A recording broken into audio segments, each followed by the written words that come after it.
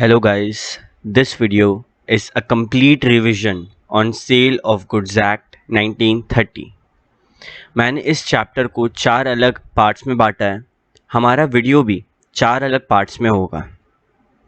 I recommend you all कि exam से पहले इस वीडियो को रेफ़र करें एंड इस वीडियो में सिर्फ इम्पॉर्टेंट पॉइंट्स हैं।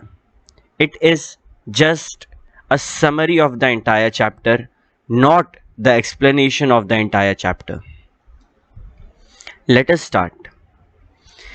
बात करें अगर सेल ऑफ गुड्स एक्ट के बारे में तो कुछ टर्म्स है जो समझना काफ़ी ज़्यादा ज़रूरी है। सबसे पहले सेक्शन 2 के 1 में बोला गया है बायर का डेफिनेशन। अगेन मोस्टली सारे डेफिनेशन सेक्शन 2 में होते हैं। बायर कौन होता है? Buyer means a person who buys, जो खरीदता है या फिर अग्रीज टू बाई, राजी है खरीदने के लिए। अगेन दोनों लोग, जो खरीदते हैं वो भी बायर और जो खरीदने के लिए राजी है वो भी buyer. Seller, seller means a person who sells और अग्रीज टू सेल। सिमिलरली जैसे बायर जो खरीदता है और जो खरीदने के लिए तैयार होता है, वैसे ही सेलर जो बेचता है या फिर बेचने के लिए तैयार होता है। दोनों काफ़ी इजी डेफिनेशन है। बायर 2 का 1 है, सेलर 2 का 13 है। 2 का 7 है गुड्स। बहुत ही इंपॉर्टेंट डेफिनेशन है, इसके ऊपर बहुत सारा क्वेश्चन बन सकता है। गुड्स क्या होता है? गुड्स मतलब हर मूवेबल प्रॉपर्टी। जब जैसे हम मूवेबल प्रॉपर्टी का नाम लेते हैं, दिमाग में क्लियर हो गया भैया, लैंड, बिल्डिंग, वो हर चीज़ जो ज़मीन से जुड़ा हुआ है, जिसको अलग नहीं कर सकते, वो मूवेबल नहीं होता है, इमूवेबल होता है।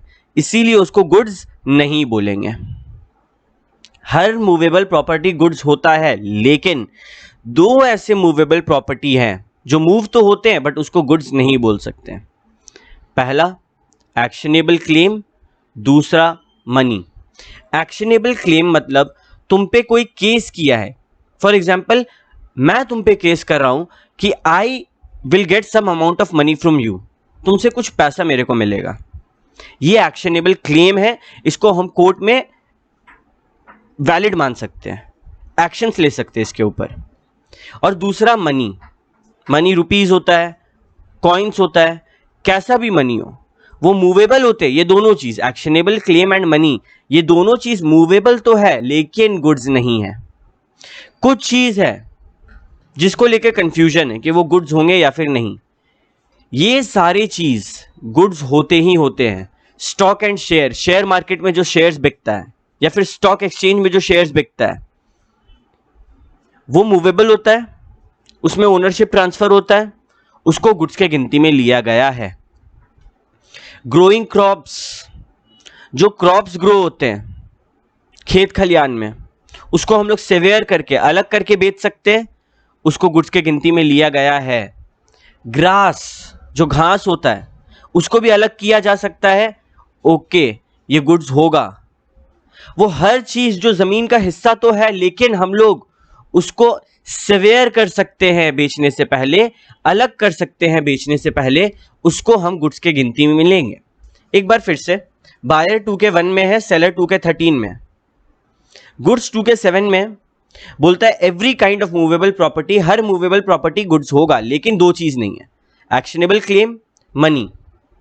कुछ चीज है जिसको लेके कंफ्यूजन है, स्टॉक शेयर्स गुड्स के गिनती में आएगा, ग्रोइंग क्रॉप्स गुड्स के गिनती में आएगा। वो हर चीज जो जमीन से आज तो जुड़ा हुआ है लेकिन हम उसको अलग करके जमीन से बेच सकते हैं, वो सब गुड्स के गिनती में आएगा। क्या तुम बिल्डिंग को जमीन से अलग करके बेच सकता है?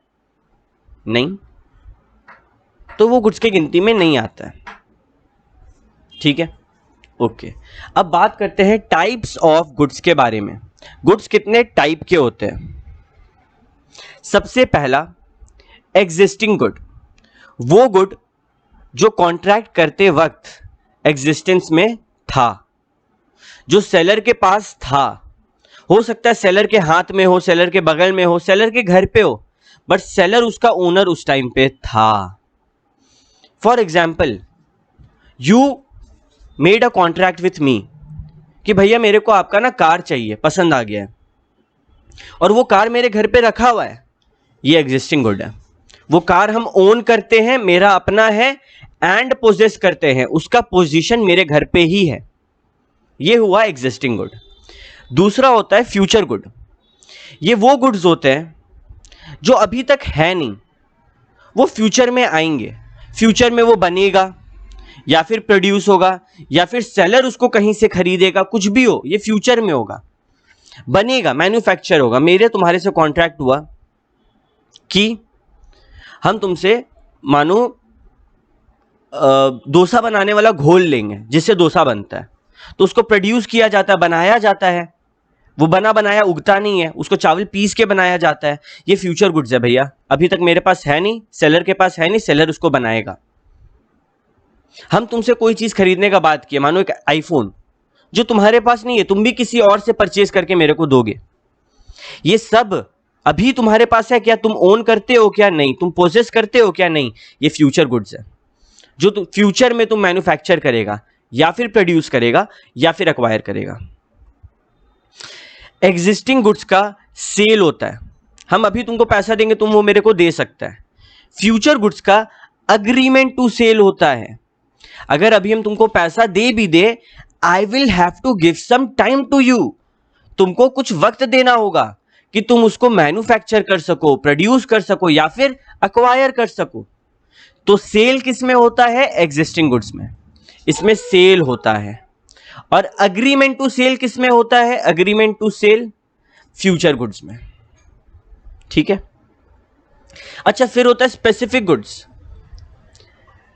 जस्ट इमेजिन, हम लोग एक मोबाइल दुकान में जाते हैं और बोलते हैं मेरे को वो ना पर्पल वाला आईफोन 11 चाहिए, स्पेसिफिकली बोले पर्पल वाला, वो वाला 128 GB वाला आईफोन 11, पूरा गुड्स को आइडेंटिफाई कर दिया, बता दिए कि ये वाला गुड्स चाहिए मेरे को।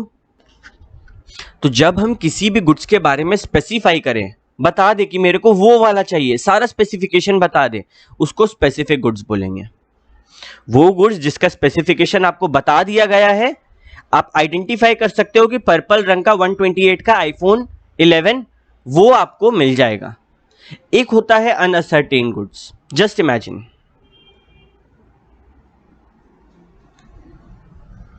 आप एक दुकान जाते हो, एक शॉप जाते हो, ठीक है, वहां पे आपको लेना है आलू, आपको लेना है 2 kg आलू, ठीक है। क्या वो दुकान में उस बोरा में एक बोरा रखा, उसमें 2 kg आलू होगा? नहीं भैया, उसमें है 10 kg आलू। फॉर एग्जाम्पल आपको चाहिए 2 kg, शॉपकीपर क्या करेगा, इस 10 में से 2 kg आपको देगा, 2 kg आलू अलग करेगा एक प्लास्टिक में या फिर एक पॉली बैग में। ये जो पहले से था 10 kg, इसको बोलते हैं अनअसर्टेन्ड गुड्स, इससे गुड्स अलग करना पड़ेगा। ये टोटल लॉट पड़ा है मेरे पास, और जो अलग कर देंगे उसको बोलेंगे ascertained goods. I am repeating once again, आप शॉप में गए, शॉप में बहुत बड़ा आलू का बोरा था, वो अनअसर्टेन्ड है, अभी उससे अलग हुआ नहीं है आलू हमारा। हम लोग शॉपकीपर को बोले, शॉपकीपर हमें 2 kg आलू चाहिए। Then what he will do, वो असर्टेन करेगा, उसमें से अलग करके आपको देगा। ये कॉन्सेप्ट होता है अनअसर्टेन्ड एंड असर्टेन्ड गुड्स का। अनअसर्टेन्ड गुड्स क्या हुआ भैया? गुड्स जिसको डिस्क्रिप्शन से हम बता सकते हैं कि मेरे को इसमें से 2 kg आलू चाहिए। अनअसर्टेन्ड गुड्स को जेनरिक गुड्स भी बोलते हैं। असर्टेन्ड गुड्स क्या होता है? वो गुड्स जो आइडेंटिफाई हो गया, अलग हो गया है, अब हम उसको बेच सकते हैं। ठीक है, ओके, तो ये कुछ टाइप्स ऑफ गुड्स थे। अब आते हैं goods in a deliverable state. Goods are said to be in a deliverable state. कब माना जाता है कि गुड्स डिलीवरेबल स्टेट में है? जब वो एक ऐसे कंडीशन में हो कि बायर मजबूर है उसका डिलीवरी लेने के लिए। I am repeating it once again, जब वो गुड्स ऐसे कंडीशन में हो कि अगर हम बायर को दे रहे तो बायर ना नहीं बोल सकता कि मेरे को ये नहीं चाहिए, इस ग्राउंड पे कि इसमें कुछ डिफेक्ट है, मतलब ये लेने के कंडीशन में नहीं है। सिंपल बात, आप गए एक शॉप में, आप बोले मेरे को 5 kg आटा चाहिए, वो 5 kg आटा प्लास्टिक में सुंदर से पैक करके आपको दे रहा है, और आप किस बेसिस पे ना बोल रहे हो पता है? कि नहीं आप पैक अच्छा से नहीं किया, हम नहीं रखेंगे, हम लोग का कॉन्ट्रैक्ट कैंसिल नहीं, आप बाउंड हो, वो इतने अच्छे से पैक किया है, वो आपके ऑर्डर पे पैक किया है, तो आप ये बेसिस पे नहीं बोल सकते कि उसका पैकिंग खराब है, आप बाउंड हो चुके हो। Goods in a deliverable state एक ऐसा स्टेट है जब आप बाउंड हो, बायर बाउंड है कि उसको वो गुड्स एक्सेप्ट करना ही होगा। ओके, ठीक है। डिलीवरी क्या होता है? Voluntary transfer of position. Again हम बात करते हैं पोजीशन के बारे में। पोजीशन मतलब गुड्स किसके पास है, गुड्स किसके पास है, फिजिकली गुड्स कहां पर है, किसके पास है, मेरे पास, तुम्हारे पास, जिसके पास भी गुड्स होगा वो पोजीशन होगा। फॉर एग्जांपल मेरा, तुम फोन लिया कुछ दिन के लिए कि भैया आपका फोन दीजिए, इसका कैमरा अच्छा मेरे को चाहिए, I give it to you, तो इसका पोजीशन ये अभी फिजिकली तुम्हारे पास है, बट ओनरशिप किसका है, मेरा है। This is the difference between position and ownership.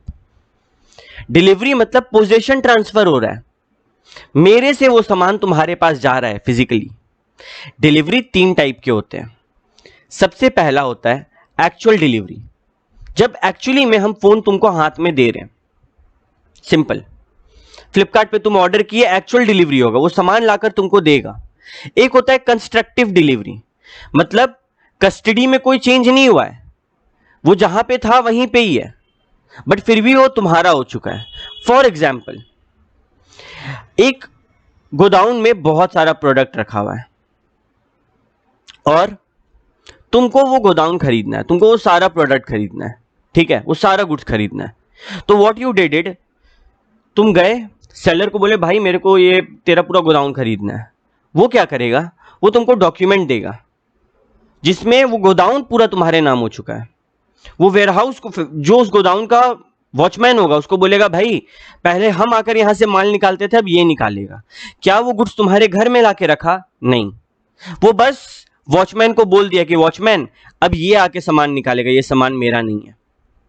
This is constructive delivery. और सिंबलिक डिलीवरी, ऐसा हरकत जिससे लगे अच्छा डिलीवरी हो गया है। जैसे हमारे केस में वेयरहाउस, हम लोग वॉचमैन को बोल रहे थे, मानो वॉचमैन नहीं, उस वेयरहाउस का एक चाबी हुआ करता है, तो वो चाबी हम तुमको दे दिए, ये सिंबॉलिक डिलीवरी है कि मेरे से पोजीशन तुम्हारे पास चल गया। और कंस्ट्रक्टिव डिलीवरी में हम एक्नॉलेजमेंट दे रहे हैं, हम बता दे रहे किसी को कि भाई ये जो तुम देखभाल कर रहे हो इसका, अब ये मेरा नहीं, ये इस इंसान का है। कुछ दिए नहीं है तुमको, बस एक साइन काफी है, एक्नॉलेज करना काफी है, बताना काफी है। 3 टाइप के डिलीवरी होते हैं, एक्चुअल, कंस्ट्रक्टिव, सिंबॉलिक। अब बात करते हैं document of title and document showing title. Document of title और डॉक्यूमेंट शोइंग टाइटल में एक बेसिक डिफरेंस है। डॉक्यूमेंट ऑफ टाइटल मतलब किसी सामान का टाइटल का एक डॉक्यूमेंट है। फॉर एग्जाम्पल, मानो तुम अपना बाइक एक रेलवे कोच में चढ़ाए, ऐसा होता है जो रेलवे ट्रेन होते हैं जो यहां से वहां गुड्स ले जाते हैं, मालगाड़ी बोलते हैं उसको। तो क्या करोगे तुम रेलवे ड्राइवर को एक रिसीट दोगे और बोलोगे देखना, चलो let me draw and show it to you.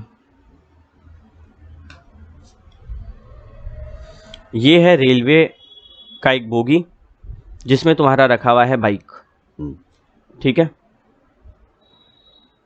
ये उसका इंजन।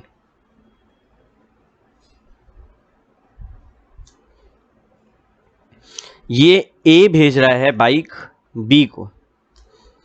ए क्या करेगा, बी को बोलेगा बी ये रेलवे रिसीट तुमको हम दे रहे हैं, किसी भी मेथड से दे सकता है, फैक्स के द्वारा, मेल के द्वारा, कैसे भी, रेलवे रिसीट तुमको दे रहे हैं। जब वो ट्रेन आएगा ना, तुमको बस ये रेलवे रिसीट उसको दिखाना है, ये बाइक वो तुमको दे देगा, ट्रेन वाला। बी बिजी था, बी अगर किसी और को भी ये रेलवे रिसीट देगा ना, ये बाइक उसको मिल जाएगा। ये रेलवे रिसीट अगर चोरी भी करके कोई दिखा देगा ना ट्रेन में, ये बाइक उसको मिल जाएगा। रेलवे रिसीट जिसके हाथ में है, ड्राइवर बाइक उसी को देगा। This is document of title. Document showing title मतलब एक डॉक्यूमेंट है, उसमें तुम्हारा नाम है। फॉर एग्जाम्पल हमारे यहाँ पे अगर हम उसको बोल देते हैं कि रेलवे रिसीट में नाम है बी का, बी को ही देना है, तो फिर ये बाइक बी को ही मिलता। बी किसी और को भेजे, कुछ भी करे, ये बाइक बी को ही मिलेगा। क्यों? ये डॉक्यूमेंट शोइंग टाइटल हो गया। डॉक्यूमेंट शोइंग टाइटल मतलब आपका नाम है उसके ऊपर, ये चीज आपका है। डॉक्यूमेंट ऑफ टाइटल मतलब नाम नहीं है, बस वो जिसके हाथ में होगा सामान उसको मिलेगा। फिर आते हैं मर्केंटाइल एजेंट में। एक ऐसा agent, it means an agent having in the customary course of business of such agent and authority either, एक ऐसा इंसान जिसको हक मिला है, जिसको अथॉरिटी मिला है क्या क्या करने का, गुड्स बेचने का, या फिर गुड्स कंसाइन करने का ताकि वो बिक पाए, या फिर गुड्स खरीदने का, या फिर पैसा रेज करने का गुड्स को गिरवी रख के। ये 4 हक मर्केंटाइल एजेंट के पास होता है।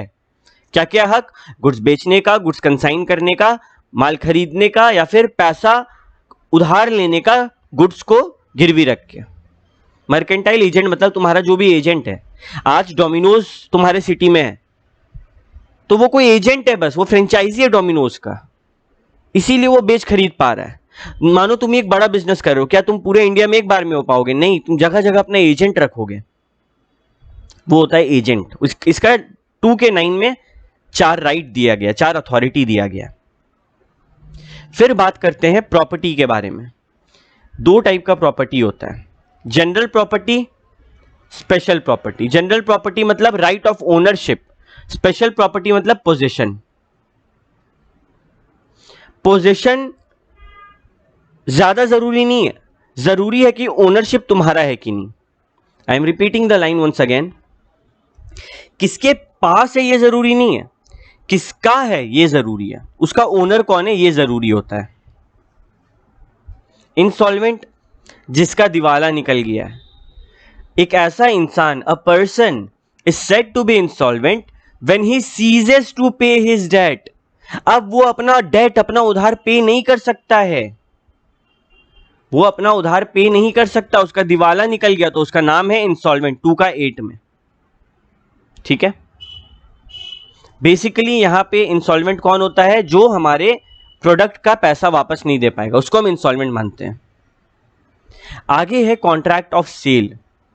अ contract of sale is a contract जहां पे सेलर या तो तुरंत ट्रांसफर कर रहा है या फिर अग्री कर रहा है कि भाई हम फ्यूचर में ट्रांसफर कर देंगे, तुरंत ट्रांसफर करे, कॉन्ट्रैक्ट ऑफ सेल। वो प्रॉपर सेल के नाम से आएगा, वो प्रॉपर सेल के नाम से आएगा।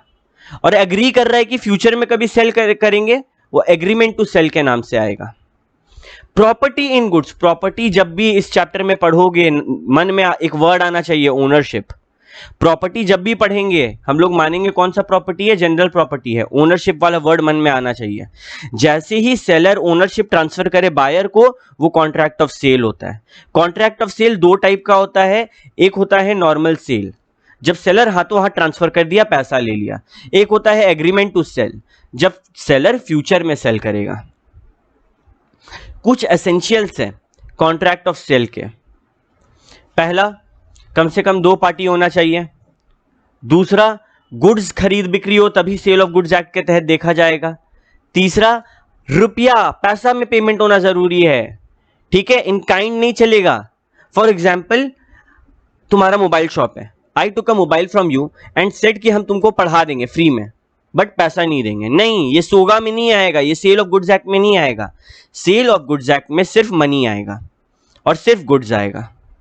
कम से कम 2 पार्टी, मनी होना चाहिए, गुड्स होना चाहिए, ओनरशिप का ट्रांसफर होना चाहिए। A contract of sale must be absolute और कंडीशनल, कंडीशनल भी हो सकता है, टाइम पे, सिचुएशन पे डिपेंड करता है। और बाकी जो हम लोग section 10 of Indian contract act पढ़ें, essentials of a valid contract, वो सारा चीज इसमें होना चाहिए।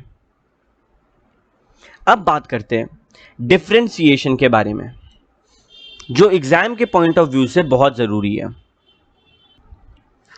Cell versus agreement to cell.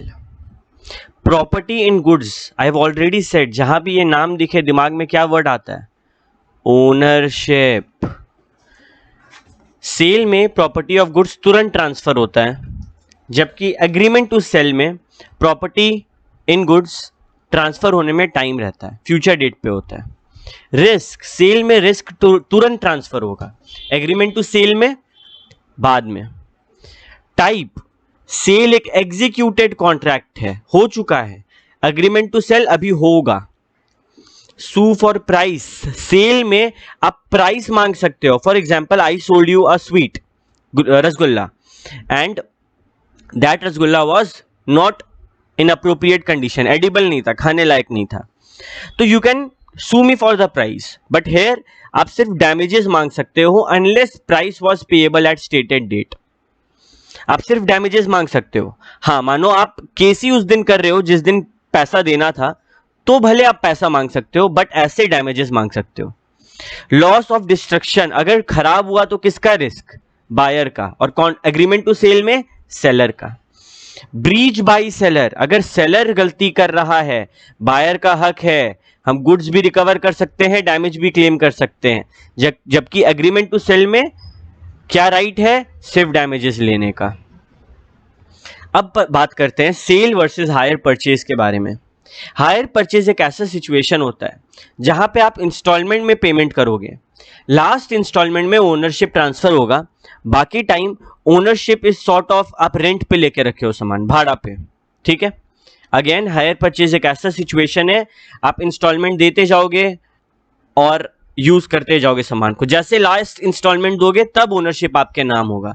Transfer of property hire purchase में कब होगा? लास्ट इंस्टॉलमेंट, जबकि सेल में तुरंत होता है। पोजीशन का बात करें, बायर और ओनर, ओनर कौन होता है? बायर होता है। यहां पे ओनर कौन होता है? हायरर, जिसका सामान दिया हुआ है। जब लास्ट इंस्टॉलमेंट हम लोग पे करेंगे बेली, तब हम होंगे। राइट ऑफ टर्मिनेशन, सेल का कॉन्ट्रैक्ट क्या बायर टर्मिनेट कर सकता है कि हम पैसा नहीं देंगे लेकिन सामान रखेंगे? नहीं कर सकता।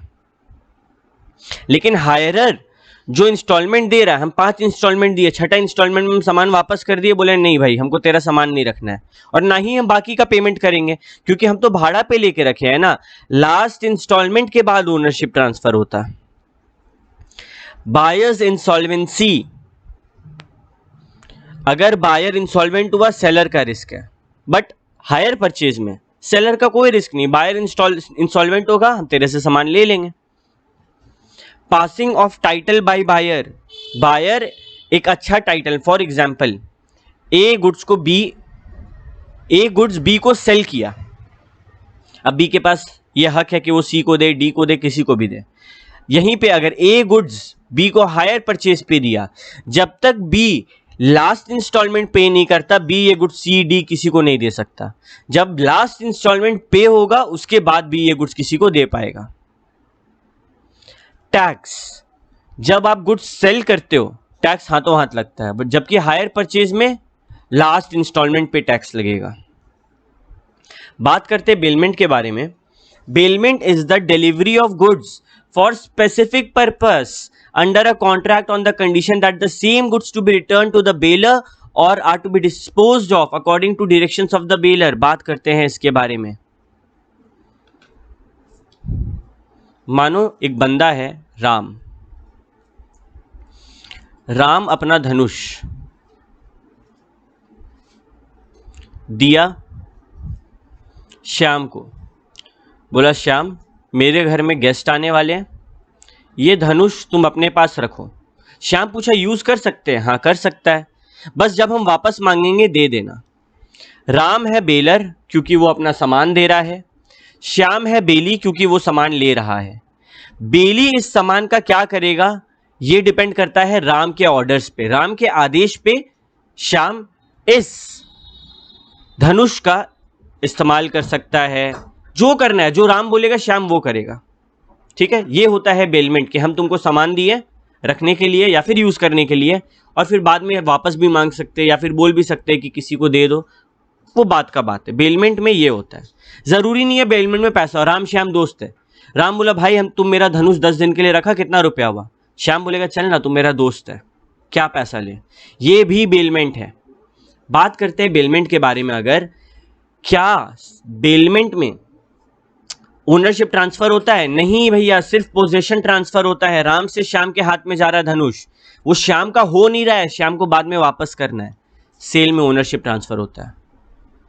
सेल में गुड्स रिटर्न करना पॉसिबल ही नहीं है, एक बार बिक गया तो कोई वैलिड रीजन होगा तभी वो रिटर्न कर सकता है। बेलमेंट में बेली को रिटर्न करना ही पड़ेगा एक बार उसका जो पर्पस से कंप्लीट हो गया उसके बाद। सेल में कंसिडरेशन मनी होता है, इसमें ग्रेट्यूटस भी हो सकता है, नॉन ग्रेट्यूटस। ग्रेट्यूटस मतलब कोई पैसा लेकर भी कर सकते हैं, नॉन ग्रेट्युटस मतलब बिना पैसा का भी कर सकते हैं। अब बात करते हैं sale versus contract for work and labour. Contract for work and labour मतलब तुम बिल्डिंग बना रहे हैं, वहां तो सेल नहीं हो रहा है, वो तो कॉन्ट्रैक्ट है कि भाई तुम मेरा सामान काम करो पूरा।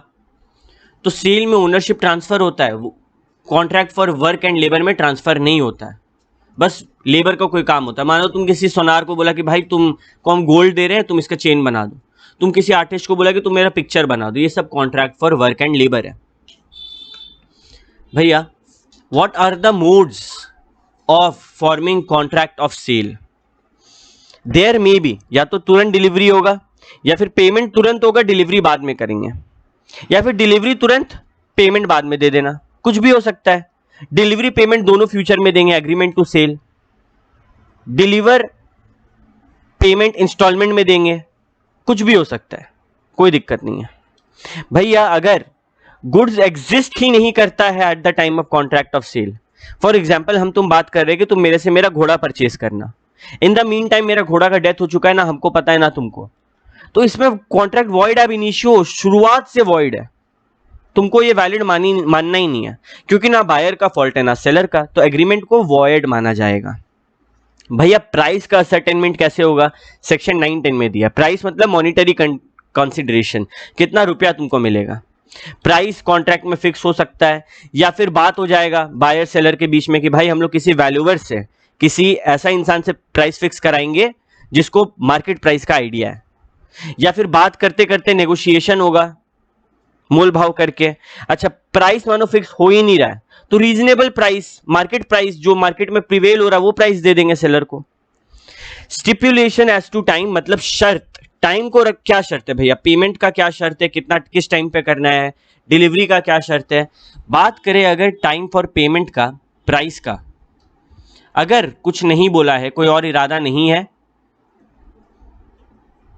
तो देखो unless a different intention appears from the contract, stipulation as regard this is not deemed to be essence of the contract. Payment जरूरी नहीं है, डिलीवरी जरूरी है, डिलीवरी में डिले नहीं होना चाहिए। चलो पेमेंट तो बाद में कर सकते हैं, भैया मेरे लिए पेमेंट जरूरी है तो तुम कॉन्ट्रैक्ट में बताओ। Unless a different intention appear, तुम्हारा इरादा अगर है कि मेरे को पेमेंट ज्यादा जरूरी है तो कॉन्ट्रैक्ट में बताओ। अगर तुम कुछ बात नहीं किया तो डिलीवरी को पहला इंपॉर्टेंस दिया जाएगा, डिलीवरी देखा जाएगा कब हो रहा है। ये stipulation as to time of delivery को माना जाता है एसेंस ऑफ कॉन्ट्रैक्ट। ये था सोगा का फर्स्ट पार्ट। Thank you.